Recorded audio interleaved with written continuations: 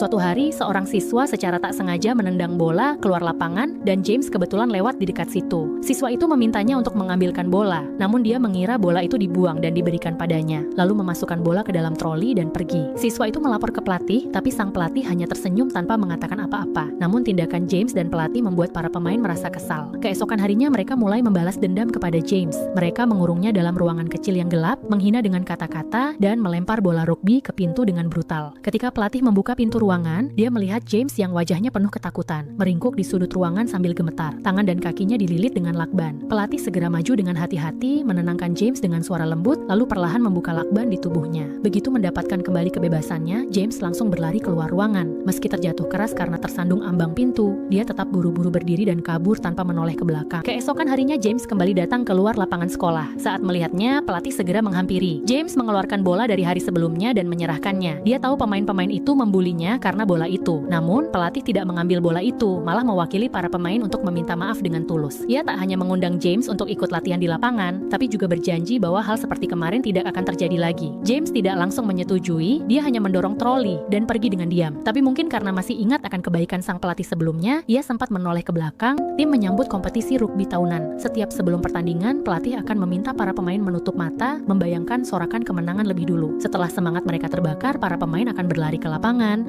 melepaskan hormon muda mereka. Dengan arahan taktis pelatih yang tenang, pemain unggulan Johnny mencetak skor demi skor bagai bambu terbelah. Berkat kerja sama tim yang solid, akhirnya mereka berhasil meraih kemenangan. Saat semua orang merayakan dengan penuh kegembiraan, pelatih melihat James berdiri diam di balik pagar, memperhatikan setiap pertandingan dengan penuh kerinduan dalam sorot matanya yang kosong. Setelah pertandingan, pelatih dan orang tua para pemain mengadakan pesta perayaan seperti biasa. Para orang tua sangat memuji pelatih dan yakin tim mereka bisa lolos ke final. Ketika para pemain berlatih di lapangan seperti biasa, James lagi-lagi muncul di luar lapangan seperti sudah menjadi kebiasaan. Pelatih melihat keinginan di mata James, tapi takut memanggilnya langsung akan membuatnya takut. Maka ia menyuruh asisten pelatih mengantarkan sebotol air untuknya. Melihat James menerima dan mau meminum air itu, barulah setelah latihan selesai, pelatih sendiri menghampirinya. Ia membuka pintu dan menyapanya dengan hati-hati. Tapi tak peduli bagaimana pelatih bertanya, James hanya berdiri kikuk dan tak mengucapkan sepatah kata pun. Sampai akhirnya dia tertarik saat mendengar ada hamburger di dalam ruangan. Begitu masuk ke kantor, matanya langsung terpaku pada radio di atas meja. Saat ditanya namanya, dia malah bilang namanya adalah Radio,